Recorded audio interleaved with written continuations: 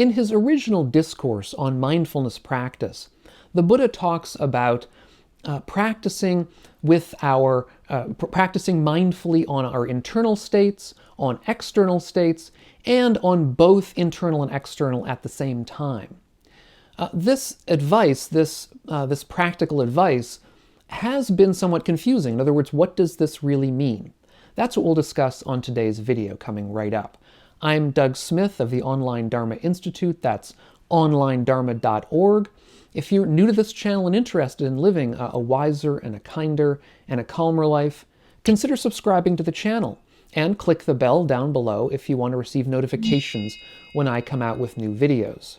Mindfulness practice, the practice that many of us do nowadays, which has become more and more famous recently and more popular, originates in a particular discourse that was composed some 2,500 years ago by the Buddha and his disciples, which is called the Four Foundations of Mindfulness. And I've done videos on these four foundations.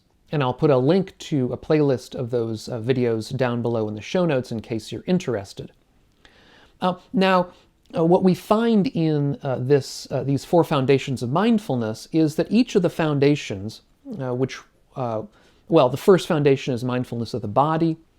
The second one is mindfulness of feelings, that is, being aware of pleasant and unpleasant feelings in ourselves. The third foundation is mindfulness of the mind, that is to say, being aware of the character of our mind. And the fourth is mindfulness of what's called dharmas, which is a little bit of a grab bag of different topics that we should be mindful of. This precise point doesn't matter so much for today's video, but it's important to keep in the background. But after each of these foundations, when he discusses them, there's something called the refrain, where it's just a repeated refrain that we're supposed to do each of these and various aspects of them with certain things in mind. And in particular, he says that a monastic should meditate, or a person should meditate, observing an aspect of each of these, that is, body, feelings, mind, and dharmas, internally, externally, and both internally and externally. Now, this instruction that the Buddha gives here is somewhat confusing and has become somewhat controversial in the sense that there are any number of different ways we might interpret this, and it's not clear from the text what exactly this means. The text doesn't go on to say what he means by these things. And as a result, there's something of an open-ended kind of interpretation of what we might think when it comes to internal, external, and so on. Now, to begin with, internal, that's pretty uncontroversial. I mean, we understand, okay, if I'm going to be mindful of internal states, then that's clear. We're mindful of the states of our body, we're mindful of the states of our mind, and so on. That seems uncontroversial. That seems like it's the sort of thing that we understand. But when it comes to external, or internal and external together, that is a little bit more confusing, and how we distinguish that from the first case. And this matters because it matters for our practice. It matters how we're going to approach a mindfulness practice depending on how we interpret this particular direction. In other words, if we interpret it one way, we might do one kind of practice, and if we interpret it another way, we might do a different kind of practice. One way we might think of it is perhaps it involves the difference between seeing ourselves from the inside, in other words, a sort of an approach where you close your eyes and feel how things feel from the inside, as versus thinking of ourselves from the third person. In other words, from outside. If we sort of imagine ourselves seated, let's say, in meditation, then we're sort of thinking of ourselves as a separate being from outside. That's perhaps one way to look at it. The second one would be the external way. Now, another way that people have come up with to interpret this is that the internal states are our own mental states, whereas the external states are the physical states that we're manifesting in the world. That said, this is usually interpreted to mean to be a distinction between our own states of mind and body and the states of mind and body of other people around us. In other words, people who are not us. And And then there's a question of how then we come to interpret this. For example, there's a video by Bhikkhu Yuta Dhammo, who has a YouTube channel, and I'll link to this video down below, where he discusses the distinction between internal and external states when it comes to mindfulness. And he says that there are some teachers who say that only internal mindfulness is really mindfulness meditation. External mindfulness, that is to be aware of, in some sense, the mental and physical states of other people, that's a kind of a contemplation, but it's not really mindfulness meditation. And I think we can understand how he might say this, or some people might say this. Some people might think that to be mindfulness meditation, we have to be directly aware of our own states of body and mind. But if we're thinking about things externally, we're not really doing that. We're sort of doing a more conceptual kind of reconstruction of the world, which isn't quite the same as a mindfulness meditation. The only problem here is that this advice to do all of these things internally and externally, and both at the same time, all of this advice comes in the sutta, the discourse on mindfulness meditation. In other words, the Buddha doesn't say, okay, when you're doing external, you're not really doing mindfulness. He says this is what it is to do mindfulness meditation. So there's a little bit of a problem here, I think, in the sense that this does seem to be mindfulness meditation, at least in the Buddha's eyes. And indeed, one of the ways that we can see this, I think, better is to be aware that in the sutta on in this discourse on mindfulness meditation, there's a long passage. Well, there are a number of different passages, but there's at least one that we can discuss, which is relevant here, where the Buddha talks about one particular way to perform mindfulness meditation, which is called the charnel ground contemplations, or charnel ground meditations, where usually it would usually be monastics, would go to places where in ancient India they would lay out dead bodies to either rot or be eaten by wild animals. This was considered a normal thing to do, at least for some people. And so the monastics would go there as a contemplation of mortality, to become aware of what it really meant to be mortal, what it really meant to have a body that was going to die and decay. This may seem to us to be a very distasteful kind of meditation, something we're not really interested in. That's perfectly understandable. It would have been distasteful back in the day as well, that is to say, a very powerful kind of meditation. But this is one way in which we can, I think, open up to this idea of the difference between internal and external meditation. Because as Bhikkhu Sujato points out, he's a scholar, a Western scholar, a monastic, there is a passage in the Sutta Nipata, which is an early collection of discourses from the Buddha, where the Buddha says, as this, so that. As that, so this. Internally and externally, one should expunge desire for the body. And I should make clear that in this passage, the Buddha is talking about charnel ground contemplations. In other words, the part, this particular poem, it's kind of a poem, the previous stanzas of the poem talk about a charnel ground contemplations. And so the this and that are the monastic's own body and the dead body out in the charnel ground, or perhaps it's just bones, let's say. So just as this body, so that body. And just as that body, so this body.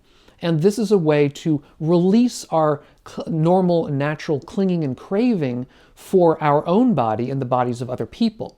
In other words, if we can come to understand the way in which bodies change over time necessarily, I mean, they all do, this is always the way bodies do, that all bodies are eventually going to die and decay and so on and so on and so forth, become ground, become earth again.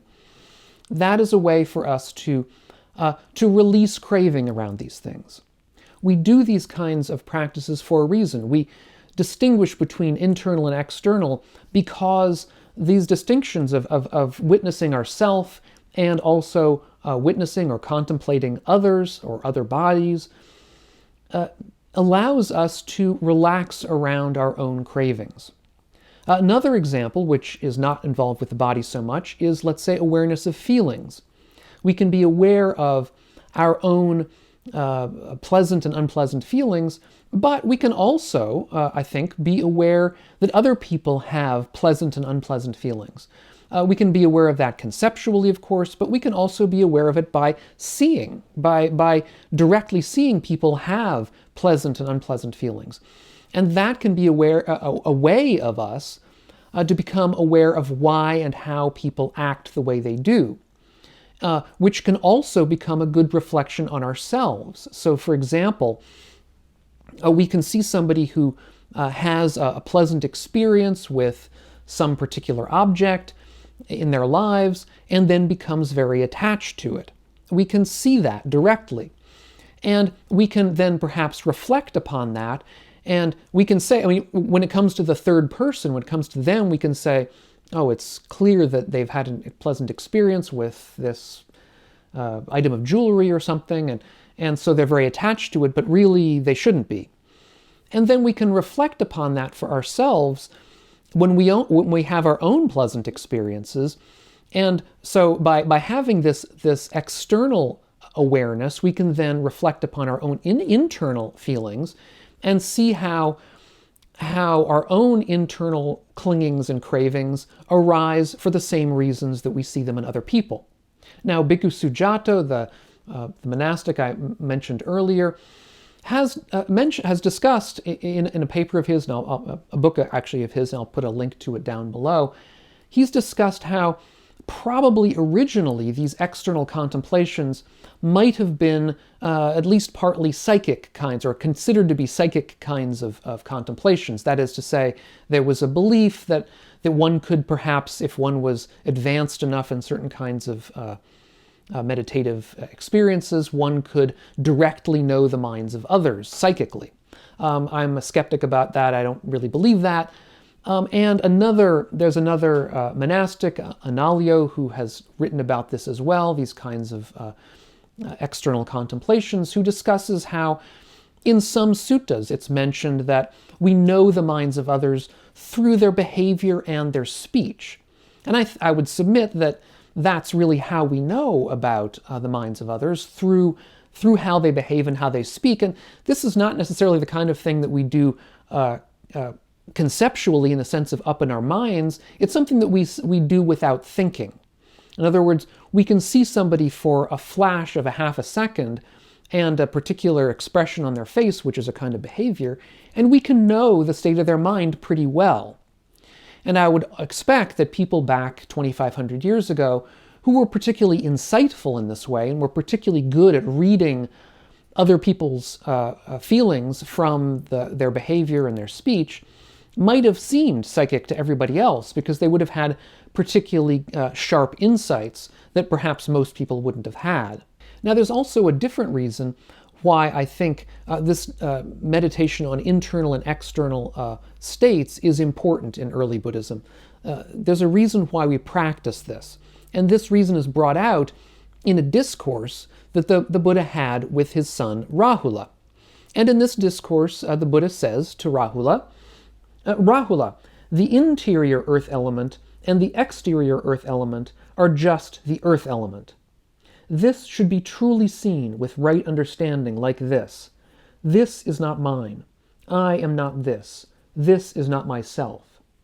When you truly see with right understanding, you become disenchanted with the earth element, detaching the mind from the earth element. And this is what's known in early Buddhism as an elements meditation. And indeed, in the early sutta, the sutta on the 4 foundations of mindfulness that I mentioned earlier, a meditation on the elements is part of mindfulness of the body. We meditate on the fact that our body is made up of these elements: the earth element, as it said, the fire element, the water element, the air element. And these elements are also part of the external world. In other words, it's not just internal to us, but they're also external to us. And this is exactly the meditation that the Buddha is talking about with Rahula. And he's saying that doing this kind of meditation can help us to break down our ordinary tendency to cling to things as being ours, as versus parts of the world that we don't consider ours. So it's essentially beginning to erase this distinction, this hard and fast distinction of a self, of who we are as opposed to who other people are. So this contemplation in the sense of internal and external, if we are taking to it, at least in this particular practice, we're going to begin to break down this distinction between internal and external a little bit, or at least starting to, by seeing that the internal earth element and the external earth element are exactly the same. They're not different in any way. Indeed, these elements pass in and out of us all the time when we eat, when we drink, when we excrete, go to the bathroom, when we breathe in and breathe out. We are transferring these elements from within us to outside of us. Or we can think of them more scientifically as being chemical elements. It doesn't really matter. The point is the same. But what about the third part of this refrain, which is to contemplate both internally and externally at the same time? That, to me, is perhaps the most confusing, how we do that. Because once again, that's not really explained, and to my knowledge, not very well explained anywhere in the texts. Now, Analayo, who is, again, a scholar of early Buddhism, has discussed this as potentially looking at things from a more objective standpoint. In other words, once we have begun to break down this distinction between interior and exterior, then we come to this interior and exterior, which is sort of an amalgamation of both, where we're just thinking of things not in terms of an interior self or an exterior world, but simply both at the same time, without, that is to say, reference so much to a self. Perhaps this is one way to look at it. My own feeling is that I would, not so much disagreeing, but coming at that from a slightly different angle, is that to me, I think this third example of seeing interior and exterior at the same time is perhaps pointing us towards seeing the causal influences between internal and external. In other words, we're not simply thinking of the internal as such, my own internal states, my own feelings, my own body, and we're not so much thinking of external states as such, so the body of somebody else, their feelings, how they're reacting to things around them. But now we're doing a more complete conceptual or meditative kind of insight into seeing the way that these interrelate. So, for example, we may be aware of external objects or external people, external bodies. We may be aware of our own internal feelings of what we find, that we know we find certain things pleasant or unpleasant, just for example. But this third contemplation may be a contemplation of seeing both at the same time and how they interrelate. In other words, we see a particular object in the world, we see our own feelings in reaction to it, and now we're contemplating that kind of interrelation. We're seeing both internal and external at the same time. Now, this example I've just given would involve two different foundations of mindfulness: mindfulness of bodies, mindfulness of the body, external bodies, and mindfulness of my own feelings. But I don't think that that's necessarily a problem here. Maybe it is. But in any event, I think it's seeing the causal interrelations between events, how events of certain kinds bring up other events later on. And as such, I think it can help us to become more aware of where our own successes and failures come in, how we can behave perhaps better and how we're behaving quite well, let's say. And in particular, where we make mistakes. It's easier to see mistakes in other people, let's say, to see them external to us, and being aware of the external world as external and seeing other people, let's say, become enmeshed in things in their lives in ways that we can understand are not helpful to them, may help us to reflect back when we see these causal interrelations in our own case.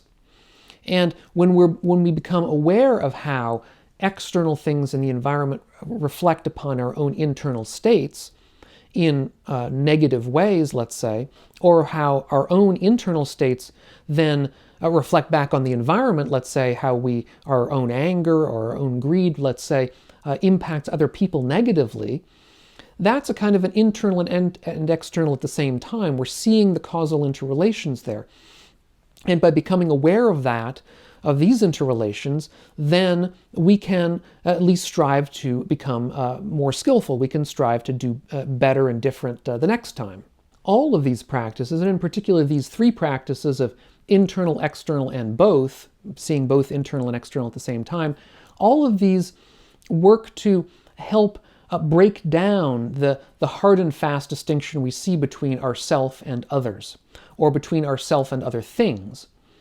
And as such, they allow us to become more skillful in how we behave in the world and how we hold ourselves as separate beings, or how we don't hold ourselves as such a separate being.